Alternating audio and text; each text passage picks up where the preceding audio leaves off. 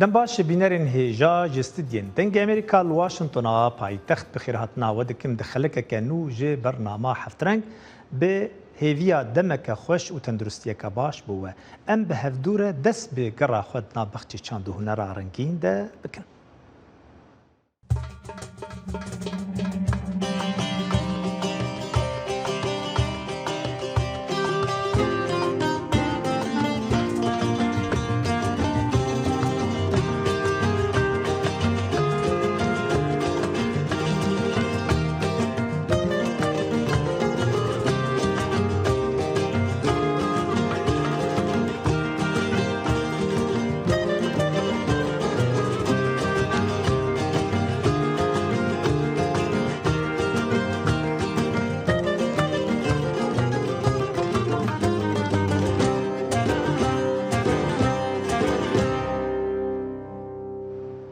بینرین هجا ل باجار سلیمانی پیشنگاه که تایبت به برهم 41 هنرمند جی ایرانی و بو گو دناو ده شوازن جواز جی چاندا کردی و یا ایرانی بگشتی هاتن نشاندان سنور کریم سردانا و پیشنگاه کر و او راپورت آماده کریه. کردنەوەی پێشەنگایەکی تایبەتە بە هونەرمەندانی ئێران لە ئەمنە سوورەکەی شاری سلێمانی. پێشەنگاکە تایبەتە بەکاری 41 هونەرمەند لە 4 بواری جیاوازی هونەریدا کە لە شارەکانی سنە و تەهرانەوە بەشدارن. هونەرمەندەکان ئەو هونەرمەندانن کە لەسەر ئاستێکی زۆر باشی کاری هونەری لە ڕووی تەکنیک و لە جۆری بابەتەوانە بەشداریان کردووە. ئەم تێکەڵاوکردنی دوو کلتورە یاخود دوو جیاوازیە ئیسفادەکردن لە جۆری تەکنیکی ئیشکردنی یەکتری ئەکرێت پێکەوە هونەرمەندەکان کە لێرەوە دێن بۆ بینینی کارەکان پرۆژەی هاوبەش دروستکەن لامان کاتە ڕێز لێنانە لە کاری هونەرمەندەکان. کردنەوەی پێشەنگاکە لە ئاڵوگۆڕی کەلتوری و فەرهەنگە جیاوازەکانی نێوان ئەو دوو وڵاتەدا خۆی دەبینێتەوە بە تایبەت بۆ شاری سلێمانی کە بۆتە سەنتەری کۆکردنەوەی ئەو جیاوازیانە. ئەم پێشەنگایە لە سلێمانی لە مۆزەخانەی ئەمنە سوورەکە بەڕێوە دەچێت 150 لە باشترین و بەناوبانگترین کاری ئێرانیەکانی لە خۆگرتووە. ئەم 150 کارە بەرهەمی 30 هونەرمەندی دیاری ئێرانە. ئاماش لەم پێشەنگایە ئاڵوگۆڕی فەرهەنگی و هونەریە لە نێوان هەرێمی کوردستان و ئێراندا. هەرچەندە هونەر زمانێکی هاوبەشی نێوان نەتەوە جیاوازەکانە و گرێدراوی ئەجێندای سیاسی و ململانەی نێوان وڵاتان نییە، بەڵام هونەرمەندەکانیش نایشارنەوە کە فەزای کاری هونەری لە سلێمانی کراوەترە و ئازادی زیاتر بەرجەستەترە. من خۆم بە 6 ئەسەری فۆتۆگرافیە ناچرال لێرە شرکەتم کردووە. بەس ئینڕۆ ڕۆژی ئەوەڵی پێشانگاکەیە ئستیقباڵێکی خاص بوو، هونەرمەندانێکی باش هاتن لێرە ئستیقباڵیان کرد. ئومیدوارم کەم ئێرتباتە بەردەوام بێ. ئەو 6 ئەسەرەی کە خۆم هێناومە وێنەکان کە دەیبینن بۆ فرێ کەسانێک کە هاتوون تازەیی هەست. ئەو شێوازیانە نەدیوە چاپێکە کە لە لای ئێمە ئەڵەن پێ لمینێت کە شێوازێکی ترە بەتابەت بەس کەس تێوازانێ نەقاشیە، کەس تێوازانێ عەکسە وێنەیە. میوانداری هونەرمەندان لەسەر ئەرکی ناوەندی حەوت ڕەنگەیە بە پێشوازی گەرمی هونەرمەندان و هاوڵاتیانی شاری سلێمانی بۆ ماوەی 4 ڕۆژ پێشەنگاکە بەردەوام دەبێت. سنوورکەریم دەنگی ئەمریکا سلێمانی. بینرین هجا وەک هون دزانن عردهجا گۆ لە سووریا و تورکیا بوو وێرانیەکە مەزن لە پاشخۆهشت و هەر کەس جە ئالیە خوەڤە هەوڵ دەدە گۆ ئالیکاریە بکە. گەلۆ هونەرمەند چ دکارن بکن؟ چاوە هونەر دەبە بەشێک ji civatê û dibe amîreke bikêrhatî dirawşên Musa de. Hunermend Genî Mêrzoyek ji wan hunermendê Kurda ye got baweriya wî bi karê civakî û hevbeştê got li Şengalê navenda Mirzo Music vekiriye da got alîkariyê bide keç û xortên Kurdên ezîdî ji bo fêrî muzîkê bin. Niha konsertek Genî li Londonê heye bi hunermend Ferhad Fêsal re me jî xwest got em ê bikin mêvan ka bîr û bûçûnê wî di derbarî hunerê û rola hunerê çawa karê bibe amîrekî baş di rewşên wisa de. Genî gelek spas bo beşdarîbûna te bernama Heft Reng. Roj baş spas bۆ te ji bo programê Heft Reng. Genî dema erdhejê tilqa mişlo bû ew dema got دنیا ام بیژن ل او دورهان ویران بو جبوته وکسکی ام بیژن هنرمند جدور وش شوبینت ل اسبانیا ادمین ل برشلونه ادمین ل دما سردانات او عردهش چی بو چاوا بو از خوازم نرینات یا پیشی او ادنی جی وک هنرمند د روشه کو ساده یعنی چاوا کار هنرمند کار به عالی کار د روشن بوی اوای روشن اوارته و زور د جوار لسر خلکی براسي او شنو قام شنك مالباطي بو شوم روجا دو سيبو روجا شيم او عرضها الشيبو براسي تشتك وقتها بو تيكاريسا قالك مصر برو لقمان او ام قالك بيش يعني شبكي القامش روجا باي قامش حسكي عمودي وادرا هندقو بينج بو شاش بو تستولو بو نقا شاشاش بس قالك ما جرام بو بس العفرين الجنديرس الباكوري كردستاني قال لك قوي بو يعني عم تفكرين او اما بينج بون شاوام بترس وكيك دركت ماري شاوا ابي حميد هاجيان يعني عم تفكرين او ربنا وكسيك والباكوري كردستاني وكسي الجنديرس العفرين حميد دريك وعرض هجاي تشيل سوري تشيل تركيجي راسيم قال لك ما يعني همي وغمي وما فار راسي قال لك برواكتن يعني روجانا بيسوشار سال حتى ناب راسي روجانا سر اخبار ما كاش تشيبو شاوا تشيبو يعني كارثه قال لك مظلوم راسي هو قال لك كرابو تجم ابناء افصال صال تشكيولو مظن شنبو يعني هنرمند بيجم وهنرمند براسي ايش وكل درد از روجانا درباسكم بروافق الى وافر انجازا او كسيبو تشون ورحمته وكسيبو حتى نهارنا في قابله ده ما يحتاج انا كان وخلاص من بيجم منه هنرمند في يعني كاربن تشتكي بكنج بو بيع تجيب راس بله غني تشاوا يعني تقول علي كاري بكن تشاوا ذكرنا علي كاري بكن تصاني كاري هنرمندا كاركين بيجن هناكي كسايتي تدهيه بتايبتي اوي هي نبو دناف تنكار داخل ميدان بلز دوی دمید لیم مدی تم دبینن گو هنک هنرمند راسی کار نادکن جبو علی کاری چاوا دکارن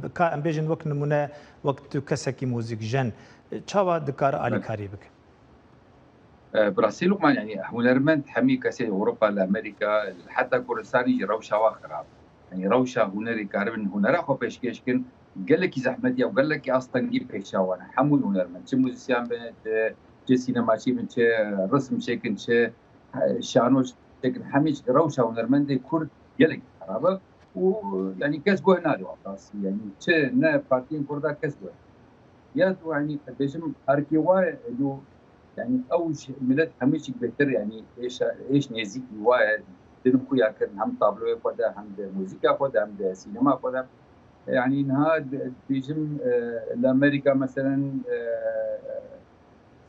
يجي جواين ونتيجه هنا مثلا طابلو شيكن فوشونا شيكن دفروش نو طابلو هذا الشيء او كسيبو بريندارن كاربن جوار درمانه كاربن جوار علي تاريبن قالك بيت اجتماعي غني تشتكي دنجي بالكيش دكاريتا دغو تب حوالي خره دكاردك يعني حوالين هنرمند دن نها لندن كونسرتكتا وفرهاد فيصل هي جو اوجه هنرمندكي گنجکی کرد گو خباتکی تایبت دکی سر موزیکا خود خواز گو تیپا خود دانو کره هنک تشتین بارکش چه دکن ها تلوی دایی هون کنسرت کو هی اف خباتا ها نتخوازم سر کنسرت و خباتا هفبش به هنرمند داره چه ادینیاوی هی چه ام بیچنج علی پوزیتیو چه کار بکش بو تایبت بو هنرا کردی لو براسي سرشكي بيش يعني اف مثلا نا براسي بيشتغل جارنا يعني انه او بيشجري ناف نرمندي كوتاش ديرو كده فقرن ناف دنبيج هذا ناف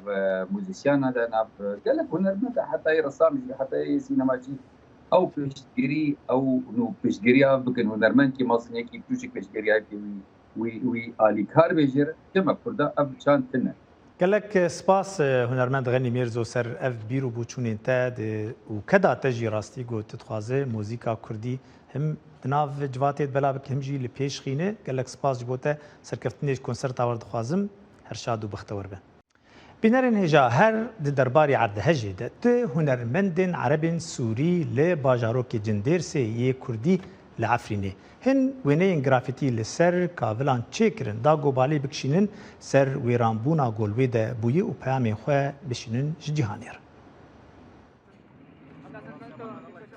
پشتی 2 هفتیان جعرد هجا ویران کرد و به هزاران کس کشتن و به هزاران آواهی حرفاندن وینین رنگین لسرکاولن باجار جندرس یه باکور روجاوای سوریه هاتن کشان.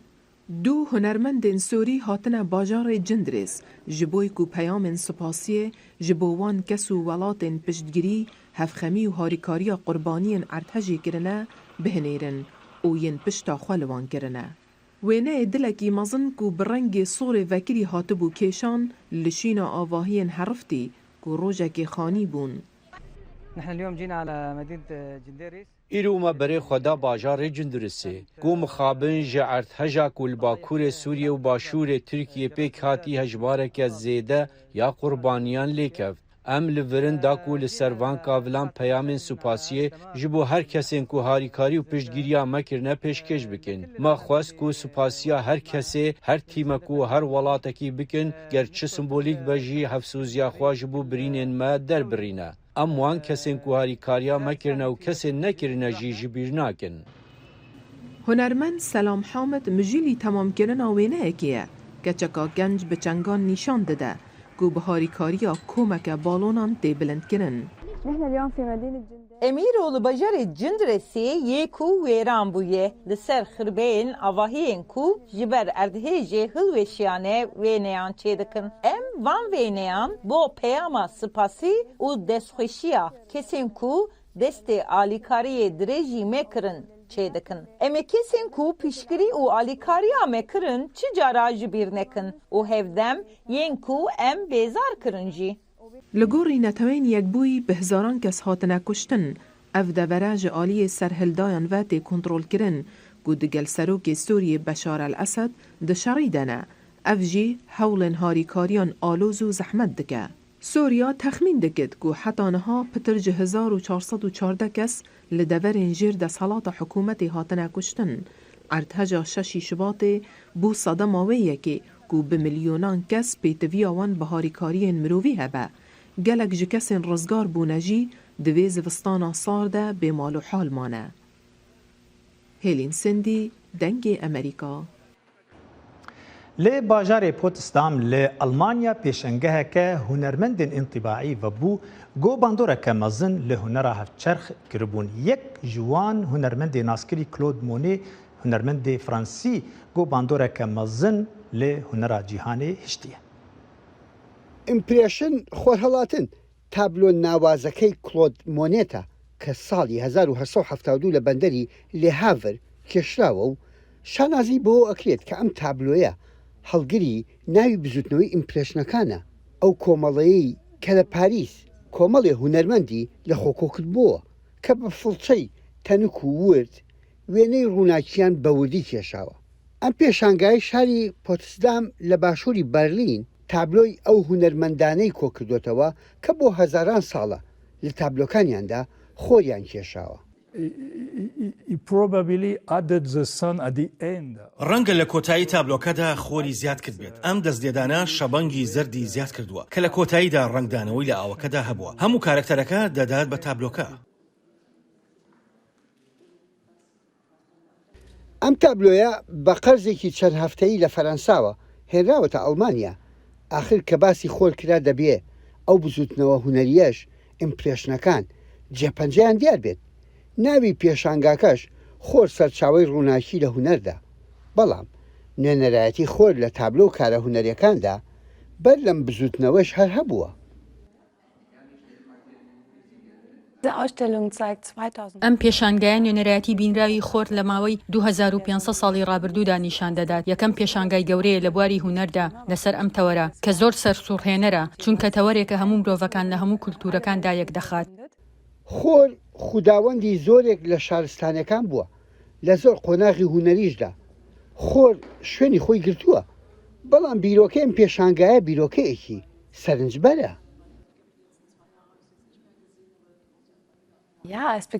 خۆر لە سەرەتاوە لە یۆناندا وێناکردنی خوداوەند هێلیۆس بوو، پاشان خوداوەندی ڕۆمانی سۆل، دواتر گواستراوە بۆ مەسیح لە ئاینی مەسیحیدا کە دیمەنی ڕازی بوونە. لە سەردەمانی هونەری جیاواز خۆر کاریگەری خۆی هەبووە لە هونەری ڕۆمانسی تا هونەری هاوچەرخدا.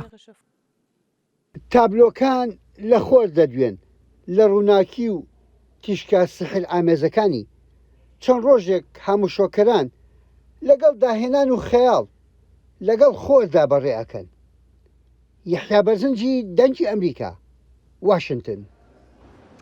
لە عربستانە سعودی بۆ جارێکی پێشەنگەهەکە بێ هونەرمەندی ئەمریکی ئەندی وۆرهۆل بەبوو هەند ji berhemên wî û yên girêdayî wî hatin nîşandan bi şêwazeke balkêş û cuda. کردنەوەی یەکەم پێشەنگا لە عربستانی سعودیە بۆ هونەرمەندی ناوداری ملی ئەمریکایی وۆرهۆڵ ستایشەکە بۆ حەزەکانی هونەرمەندی کۆچکردووی ملی لەگەڵ ناودارێتی و هەروەها لەگەڵ توانایی ئاشکراکردنی بۆ پێشبینیکردن لە هەڵکشانی کللتوری کاریگەرانەی هاوچەرخ. هاوکات ڕێکخەرانی پێشەنگەکە هەوڵیانداوە پەیوەندی لە نێوان جیهانی وۆرهۆڵ نیوسەدا لەمەوبەر و نێوان نیویۆرک بە عربستانی سعودی ئەمڕۆوە ببەستنەوە. هونەرمەند وۆرهۆڵ لە میانەی سەروەختێکی گۆڕانی بنەڕەتیدا لە ئەمریکا گەورە بوو، واتە لە ساڵانی 50کان و 60کاندا. ئەوەی سەردەمی ڕۆشنبیری لاوان بوو کە پڕ بوو لە ترپەی ژیانی نوێ. وۆرهۆڵ ئەوەی تۆمار کرد و لە کارەکانیشیدا ڕەنجاندایەوە. لە ئێستادا لە عربستانی سعودیە. ئێمە لە سەروەختێکی گۆڕانی مەزنداین، ئەوەی تێیدا ڕۆشنبیری و هونەر لە ناخی ئەو گۆڕانەدایە کە لە وڵاتەدا وا ڕوودەدات. پێشەنگەکە لە مەرایە ئەلعولایە لە سعودیە، ئەوەی هۆڵێکی ئاهەنگگێڕانە و بە ئاوێنە ڕووپۆشکراوە و هەروەها چیای لمی چواردەوری داوە. زۆر بە باشیش چەندکارێکی ناوداری لە کەتەلۆگی وۆرهۆڵ لە 3 ژووری سەرەکی پێشەنگەکەدا نمایش کراوە. کاتێک تەماشای بزوتنەوەی کولتوری هونەری میلی ساڵانی 1960کان دەکەیت، تێدەگەیت کا وۆرهۆڵ هەتا ڕادەیەک جۆرێک لە دیزاین کار بووە لەو سەردەمەدا. بە تێپەڕبوونی کات و کاریگەری ئەوە بەدی دەکەیت و ڕەنگەکان و هەروەها ئەو کولتورە میلیەی کە سەرچاوی لەو سەروەختەوە گرتووە، ئەوەی هێشتا هەرمەزەندە دەکرێت. ئێمە لێرە لێکچوونی ڕاستەوخۆ لە پۆستەرەکانیدا بەدی دەکەین، ئەوانەی لێرە لەم ڕۆل لەم پێشەنگایەدا بەدی دەکرێت. پاتریک مۆر بەڕێوەبەری مۆزەخانەکە دەڵێت ئەندی وارهۆڵ ئەوەی لە ساڵی 1970دا مرد دەرفەتی ئەوەی دەبوو کە کارەکانی لە عربستانی سعودیە نمایش بکرێت و سەر و سەودای لەگەڵ دژبەریەکاندا بکردایە.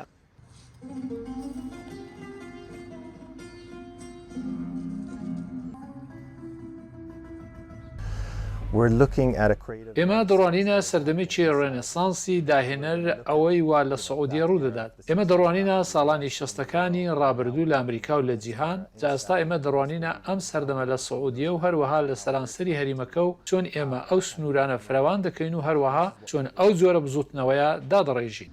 مۆزەخانی ئەندی وۆرهۆڵ لە پیتسبرگ لە ئەمریکا ئەوەی هاوکاری لە سازکردنی ئەم پێشەنگەیەدا کرد، ئەندی بە هێمای هاوڕەگەزخواست پێناسە دەکات. هەروەها ئەندی وارهۆڵ پەیوەندێکی کەمی لەگەڵ ڕۆژهەڵاتدا هەبووە، بێجگە لە سەردانە خێراکانی میانەی ساڵانی 1970کان بۆ وڵاتانی ئێران و کوێیت ناوبراو لە یادەوەریەکانیدا گلەیی کردبوو سەبارەت بە وەک دەڵێت بەو قاوە سەیری لەوێ خواردبوویەوە. سمکو عەزیز، دەنگی ئەمریکا. لە لندنجی پێشەنگەهەکە تایبەت بە بەرهەمێ هونەرمەندی بریتانی دێڤید هۆکنی بەبوو. ئەڤ هونەرمەندێ گوتمەنێوی 85 سالیە شێوازا خۆ یا تایبەت بەلاف کریە و میوان و حەزکریە هونەرێ پێ دڵگەش بوون.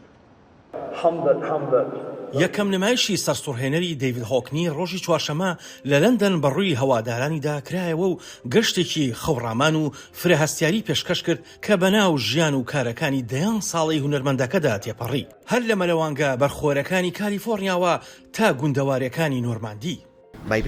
پێم وایە ڕەنگە هێندێک چاوپێکەوتن و کەمێک کاتمان دەست بکەوێت. لە ڕاستیدا لە ماوەی 3 ساڵی ڕابردوو هەر بۆ ماڵەکەی لە نۆرماندی لە هاتوچۆدا بووین. ئێمە ماڵەکەیمان کرد بە مۆدێلێکی یەک لە سەربیستی پێوەرەکەی خۆی بۆ ئەوەی بتوانین نمایشەکەی پێشانی بدەین. بەڵام بە قەبارەیەکی بچووک دواتر ئەو ڕۆژانە لە سێمانجی ڕابردوو لەگەڵماندا لە ژوورەکەدا بووە. ئێستا تەمەنی 85 ساڵە و هێشتا سەرقاڵی نیگارکێشانە. هۆکنی ئەزمونێکی دەوڵەمەندی هەیە. ڕیچارد سلانی بەڕێوەبەری جێبەجێکاری شوێنی نوێی لاتڕوم لە لەندەن کە هاوبەشی پەرەپێدانی نمایشەکەیان لەگەڵ هونەرمەندەکەدا کردووە دەڵێت پێم وایە دەمازانێ گەر بتوانین هاوبەشی بۆ بیرۆکەیە بکەین کە کەشەکە بەڕاستی سەرنجڕاکێش دەبێت چونکە هەمیشە داهێنەر بووە و هەمیشە سنووری شتەکانی تێپەڕاندووە هاوکات ئەو حەزی لەو شێوەبەندیە بووە. پیشانگاکە لە ئیمێڵێکەوە دەستی پێکردووە کە سڵانی لە ساڵی 2019دا بۆ هۆکنی نردووە و پێشنیاری هاوکاریکردنی کردووە. نمایشەکە 50 خولەک دەخایەنێت هەڵکەوتەی خەیاڵی بەکار دەهێنێت لەگەڵ تەکنیکی دەنگ و بینراوە وێنەیەکاندا. لە گەلەری و لە مۆزەخانەکان پێویستە هەوڵێکی زۆر بدەیت بۆ ئەوەی بەناو ژوورەکاندا تێپەڕیت و زانیاری زۆر بخوێنیتەوە و وردەکاری زیاتریش بۆ ئەوەی لەگەڵ کارە هونەریەکان و ئەم فەزایە تێکەڵ بویت. تۆ تەنها لە یەک شوێندایت پێویست ناکات هیچ بخوێنیتەوە گوێت لە هۆکنی دەبێت کە باسی هونەرەکەیت لەگەڵدا دەکات لە هەمان کاتدا سەیری دەکەیت کارێکی زۆر ئاسانە. لە یەک فەزای گەورەدا بەڕێوە دەچێت بە پێچەوانەکردنەوەی بە گۆشەی 360 پلە هەندێک لە بەرهەمە ناسراوەکانی و هەروەها بەرهەمەکانی دیکەی تیادایە. ئەوە تەنها ئەزمونێکی ئارام و نایاب و جوانە بە جوانی ڕوون کراوەتەوە. دەزانیت چ لە ڕووی دەنگ و چ لە ڕووی نووسینەوە لەسەر شاشەکان ئاسانە زۆر نایابە بەڕاستی زۆر زیرەکانەیە. پیشانگاکە دابشکراوە بەسەر 6 بابەتدا کە ڕۆچۆتە نێو پرۆسەی داهێنانەکانیەوە و لەگەڵیدا مۆسیقای ئاوازدانەری ئەمریکی نیکۆ مۆهلی لێ دەدرێت. بە تەواوی سەرسوڕهێنەرە ئەگەر بمتوانی بە هەموو ڕۆژێک لێرە دەبووم. بەداخەوە من لە باکووری ئینگلتەرادا دەژیم. ئێمە چوینە زۆربەی پێشانگاکانی و ئەمە شکارێکی زۆر نایابە و زۆر هەست بەخشە. هۆکنی کە لە ساڵی 1930دا لە شاری یۆرکشەیر لە باشووری بەریتانیا لەدایک بووە خۆی وەک کەسایەتێکی سەرەکی لە ڕەوتی هونەری پاپدا پۆلێن کردووە بە تایبەتی لە فیلمی A Bigger Splash کە لە ساڵی 1960دا نمایشی کردووە. ئەو ساتەی نمایش دەکرد کە کەسێک لە نێو مەلەوانگەیەکدا لە ژێر ئاودا مەلە دەکات. ئەم پیشانگایە تا سەرەتای مانگی 6 ئەم ساڵ بەردەوام دەبێت. ئاسۆ جەبار دەنگی ئەمریکا. بنرن هجا اف راپور جی درباری هنرمند سودانی ابوبکر شریفه گو به هنرا خو یا تایبت هنرا موزاییک بالی دکشینه سر برهمین خو. لە ڕێی کارەکانی هونەرمەندی سوودانی ئەبوبەکر شەریف و میدیا و هەروەها سۆشیال میدیاوە هاوڵاتیان لە سوودان وا هێدی لە هونەری مۆزاییک تێدەگەن. هونەرمەندەکە پێی وایە کە هونەرەکەی هونەری مۆزاییک کاریگەری دەکاتە سەر زۆرێک لە خەڵکان و یاریدەدەریان دەبێت لە هەستکردنیان بە هونەرێک کە پێی دەگوترێت مۆزاییک. خەڵک دەستیان بەکارکردن لەگەڵم کرد. بیرۆکەکە ئەوەیە کە من کارێکی هونەری بخۆڵقێنم کە سەبارەتە بە مانگرتنی بێدەنگ و تێیدا شۆڕش و شۆڕجێران بەشداری بکەن. بیرۆکەی بەشداریکردن تەنها بۆ کەسانی سەر و 18 ساڵانەوە نییە، بەڵکو منداڵانیش دەتوانن بەشداری تێدا بکەن. هونەرمەند ئەبوبەکر شەریف دەڵێت ئەو حەزی لە بڵاوکردنەوەی هونەری مۆزاییکە بە ئەندازەیەکی بەربڵاو لەبەر ئەم هۆیە ئەو ڕابەرایەتی کاری هونەری لەم جۆرە خوڵقاندووە. کارێکی دیکەی هونەری مۆزاییکم دروستم کرد کە لە 2 ڕنگ پێک هاتبوو ئەوەی وێنای شەهید خاتوو ئالەنفۆر دەکات کە ناڕەزاییەک بوو لە خۆپشاندانەکانی دەست بە کودەتا لەشکریەکەی ساڵی 2021دا کوژرا. ئەو کارە هونەریم بۆ مۆنەمنتێکی تایبەت دروست کرد کە پێشکەش بوو بە و خانمە لە ساڵی 2022دا. ئەم کارم لە سیرامیک دروست کرد و لە شوێنی نیشتەجێبوونی خۆم بەرهەمم هێنا و ژمارێک کەسانیش بەشداریان تێدا کرد. هونەرمەندی مۆزاییک چرکەساتەکانی مێژووی سوودان بە مۆزاییک زیندوو دەکاتەوە. سمکۆ عەزیز دەنگی ئەمریکا. هنرمند و سترانبێژا ئۆپێراییە بە ئەسل ئەفغانی ڕۆیا سادات لێ باژارێ سیاتل لە ئەیالەتا واشنتۆنی شانۆیەکە ئۆپێرالی پێشکەش کرد گۆ دێ دەرباری ڕەوشە ژن و ئەستەنگین وان دبن دەسەڵاتە تالیبان لێ ئەفغانستانی. چەند دەمژمێران بەری سینەماکارە ئەفغانی ڕۆیا سادات بچتەناف یەکەمین کۆمبوونا بەرهەمئینانە ئۆپەرایە لە باژارێ سیاتل بۆ وەرگێڕانە ڕۆمانە خوایە بناوێ هزار تیشکین تاوێ وێ زانی گو باژێڕێ وێ هیرات کەتیە بندەستێ تالیبانان. یکم برهماوی یا نافدار د اوپرای ده و گراندنک بو لسر پرک جیانا پر به ایش و جان د دیروکا ولاتی وی ده بریکا چیروکا خالد حسینی گو بحثا سرهاتیا جیانا دو جنان دکد گو دبن دست حالاتا هووانه و زورداریا طالبان ده د سال 1909 در باز دبون. We have that beauty face of Afghanistan. ما او سیمای جوانی افغانستان هیا رنگ شیان بختوری جب مروفانج دست بکد به تایبتی دم خلق و آفرد آزاد بون پشتی هیدی شر نافخویی چه بو بشرا طالبان هاتن بحثا سرک سباره جنانه لسر حجه کرنه هیزا جنه و به هسکرنا جنان و جنل برخدن لی نووگرانا اسلامی تندره بو سردست حالات لسال 2021 جیروکاوی وگران بو وی سردمی بو جنین افغانستانه و روشک نو لسر برهمی ایناناوی زیده کر. تاویوی یکی کو قبل دابون کو آزادیا جنان بهتر بکن لی هر کو دچه خرابتر دبه. جبو سادات وگرانا طالبان هم جیهاناوی گوهرد هم جیا کو دخواست لسر شانوی با آفرینه.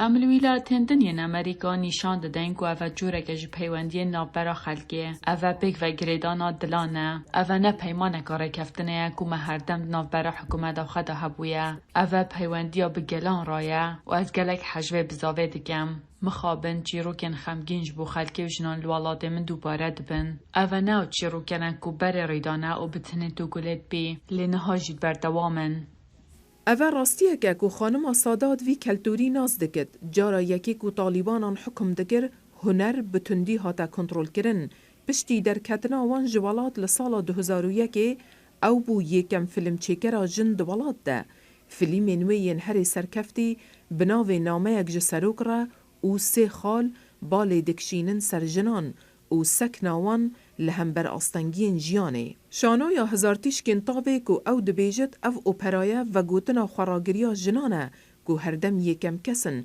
جپفجون و تندوتیجین سیاسی دنالن. او دبیجت حتی که طالبان وان اشکنجه بکه و قدغه بکه لیدنگی وان برای اپرای هیا او دا خواست دکن که جکرم آخوا گهداریا ویدنگی بکن.